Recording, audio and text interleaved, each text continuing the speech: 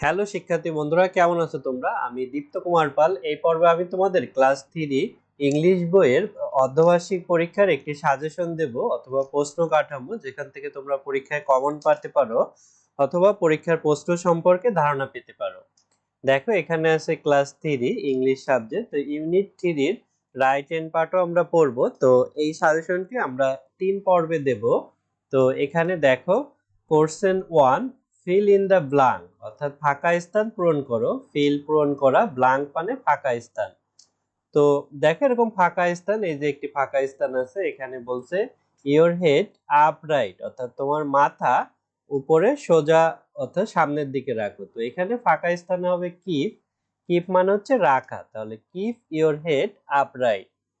বিতে look to the, এখানে কি হবে ফ্রন্ট, অর্থাৎ সামনে। লুক মানে তাকানো, ফ্রন্ট মানে সামনে, সামনে তাকাতে বলছে। সিতে কিপ ইওর হিল টুগেদার, অর্থাৎ তোমার পায়ের গোড়ালি একত্রে রাখো। টুগেদার মানে হচ্ছে একত্রে, কিপ মানে রাখা। তাহলে তারপরে ডি তে দেখো আছে কিপ ইওর নিস স্ট্রাইট, অর্থাৎ তোমার হাঁটু সোজা রাখো। কিপ রাখা, নিস মানে হাঁটু, হাঁটু স্ট্রাইট সোজা রাখতে হবে। তাহলে ফিল ইন দ্য ব্ল্যাঙ্কে স্ট্রাইট হবে। ইতে can you open the door, এখানে কি হবে প্লিজ, অর্থাৎ দয়া করে, অর্থাৎ তুমি কি দরজাটি খুলবে, দয়া করে। ওপেন খোলা, ডোর দরজা। ডোন্ট রাইট, অর্থাৎ লিখো না। এ বুক, একটি বইয়ের ইনসাইড মানে ভিতরে, অর্থাৎ একটি বইয়ের ভিতরে লিখবা না। তাহলে রাইট মানে লেখা, ইনসাইড ভিতরে। Don't, do not over the page, অর্থাৎ এখানে ফোল্ড, ফোল্ড মানে হচ্ছে ভাঁজ করা, অর্থাৎ বইয়ের পৃষ্ঠাগুলো ভাঁজ করো না, কারণ বইয়ের পৃষ্ঠা ভাঁজ করলে পরবর্তী কিন্তু ওই ভাঁজ আর সোজা হয় না। তাহলে ডোন্ট করো না ফোল্ড, ভাঁজ করা, ওভার দ্য পেজ অর্থাৎ পৃষ্ঠাগুলো। তারপর দেখো, এখানে কোশ্চেন প্যাটার্ন 2 আছে, এখানে ট্রু ফলস আছে, অর্থাৎ এর আগে আমরা ফিল ইন দা গ্যাপ দেখলাম, এখন আমরা ট্রু ফলস দেখব। এটাও তোমাদের পরীক্ষায় এই ধরনের প্রশ্ন আসতে পারে। রাইট লেখা, ট্রু অর ফলস, সত্য অথবা মিথ্যা। বিসাইড পাশে, ফ্লোয়িং স্টেটমেন্ট, অর্থাৎ নিচের বিবৃতিগুলোর পাশে সত্য অথবা মিথ্যা লিখতে বলছে।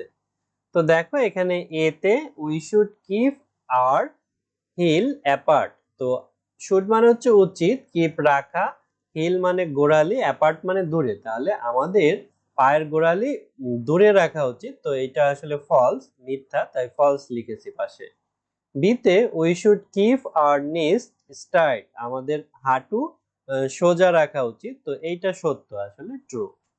সিতে we should leave the thermometer for 4 minute, অর্থাৎ আমাদের যে থার্মোমিটার, অর্থাৎ জ্বর আসলে আমরা যে থার্মোমিটার দিয়ে জ্বর মাপি বা তাপমাত্রা পরীক্ষা করি, সেটা এখানে বলছে ফর 4 মিনিট, 4 মিনিট, অর্থাৎ রাখতে বলছে। তো এটা আসলে ফলস। তারপরে ডি তে we should return A library book timely, আমাদের গ্রন্থাগারের যে বই সেটা নিয়ম মতো বা সময় মতো ফেরত দেওয়া উচিত। রিটার্ন মানে ফেরত দেওয়া, লাইব্রেরি বুক মানে গ্রন্থাগারের বই, তো ফেরত দিতে হবে, এটা সত্য কথায়, তাহলে ট্রু। ইতে we should not lose or damage any library book, অর্থাৎ গ্রন্থাগারের বই আমাদের হারিয়ে ফেলা বা ড্যামেজ, ক্ষতি করা উচিত নয়। তো এটাও ট্রু। তারপরে এপে we should not play or এপে উই শুড নট পে আর লাইব্রেরি ফিস রেগুলারলি, অর্থাৎ গ্রন্থাগারের ফি নিয়মিত পরিশোধ করা উচিত নয়। তো এটা ফলস, গ্রন্থাগারের ফি নিয়মিত পরিশোধ করা উচিত। তারপরে দেখো, এখানে কোশ্চেন প্যাটার্ন 3 আছে, 3 তে কলাম ম্যাচিং আছে।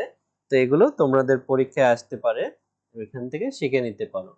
তো ম্যাচ, মিল করা column A with column B, column A আর বি মিল করব। তো কলাম এ তে আছে অলওয়েজ কিপ দ্য বুক, এই যে এখানে উত্তর দেয়া আছে, এর সাথে টু আই হবে, অর্থাৎ always keep the book with face up, অর্থাৎ বইয়ের যে কভার অংশ ওইটা উপরে রাখতে বলছে। তারপরে ডোন্ট রাইট, এই বির সাথে 3 হবে। ডোন্ট রাইট ইনসাইড এ বুক, অর্থাৎ একটা বইয়ের ভিতরে লিখো না। ইউজ দ্য বুক, এই যে সির সাথে আই হবে।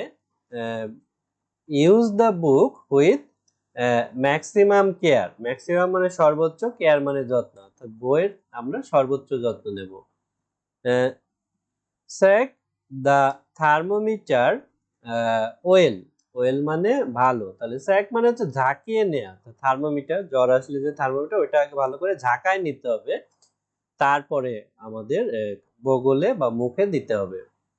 কিপ ইওর, এর সাথে আইভি হবে। কিপ ইওর ব্যাক স্ট্রেট, অর্থাৎ তোমার পিছনের অংশ সোজা রাখতে বলছে। এরপরে দেখো এখানে কোশ্চেন অ্যান্সার আছে, এগুলো কিন্তু ইম্পর্টেন্ট তোমাদের পরীক্ষার জন্য। তো কোশ্চেন প্যাটার্ন 4 এ আছে, অ্যান্সার দ্য ফলোয়িং কোশ্চেন, অর্থাৎ নিচের প্রশ্নগুলোর উত্তর দাও। রাইট 3 কমান্ড, অর্থাৎ 3টা আদেশ লিখতে বলছে। দেখো 3 কমান্ডস আর 3টা আদেশ হলো, এক, কিপ ইওর হেড আপরাইট, অর্থাৎ তোমার মাথা উপরে সোজা সামনের দিকে রাখতে বলছে। Two, look to the front, সামনের দিকে তাকাও। কিপ ইওর হিল টুগেদার, অর্থাৎ তোমার পায়ের গোড়ালি একত্রে রাখো। বিতে কোশ্চেন ছিল রাইট 3 ইনস্ট্রাকশন, এখানে উপরে বলছিল কমান্ড, আদেশ। কমান্ড মানে হচ্ছে আদেশ, আর ইনস্ট্রাকশন মানে নির্দেশনা। নির্দেশনা কি কি? 3 instruction are fold your paper, অর্থাৎ তোমার কাগজটি ভাঁজ করো। ক্লাপ ইওর হ্যান্ড, তোমার হাতে তালি দাও। স্টাম্প ইওর ফিট, অর্থাৎ তোমার পা দিয়ে শব্দ করো। স্টাম্প শব্দ করা। রাইট 3 রিকোয়েস্ট, রিকোয়েস্ট মানে অনুরোধ, 3টা অনুরোধ দেখো। 3 request are 1, can I borrow a pen from you please, দয়া করে আমি তোমার কাছ থেকে একটি কলম ধার নিতে পারি। 2, can you repeat that please, তুমি কি ওটি পুনরাবৃত্তি করতে পারো দয়া করে। 3, can you help me solve the puzzle please, দয়া করে তুমি কি এই পাজলটি সমাধান করতে সাহায্য করবে আমাকে। তো এভাবে দেখো আমরা প্রশ্ন উত্তরগুলো দিয়েছি। তারপরে আরো প্রশ্ন উত্তর আছে। দিতে what does the poem hello hello describe, অর্থাৎ হ্যালো হ্যালো যে কবিতা আছে এটা কি বর্ণনা করে। অ্যান্সার, দ্য পোয়েম ডিসক্রাইব, অর্থাৎ কবিতাটি বর্ণনা করে। হাউ টু ডু এক্সারসাইজ, কিভাবে অনুশীলন করতে হয়। বাই ফলোয়িং ইনস্ট্রাকশন, অর্থাৎ নির্দেশনাগুলো শুনে। তো ইতে আছে why are the exercise important, কেন এই অনুশীলনগুলো গুরুত্বপূর্ণ। অ্যান্সার, এক্সারসাইজ আর ইম্পর্টেন্ট, অনুশীলনগুলো গুরুত্বপূর্ণ to stay fit and happy, অর্থাৎ সুস্থ এবং সুখী থাকার জন্য অনুশীলনগুলো গুরুত্বপূর্ণ। তো আজকে আমাদের ভিডিও এ পর্যন্তই। এর পরের পর্বে অর্থাৎ দ্বিতীয় ভিডিওতে আমরা এই প্যারাগ্রাফ শিখবো। তো আশা করি দ্বিতীয় ভিডিওটাও তোমরা ভিডিও ডিসক্রিপশনে এবং আমাদের চ্যানেলে পেয়ে যাবে। তো এভাবে আমরা তৃতীয় শ্রেণী এবং অন্যান্য শ্রেণীর অনেক ভিডিও আপলোড করবো আমাদের চ্যানেলে, তাই চ্যানেলটি সাবস্ক্রাইব এবং বেল বাটনে চাপ দিয়ে রাখতে পারো। ধন্যবাদ তোমাদের।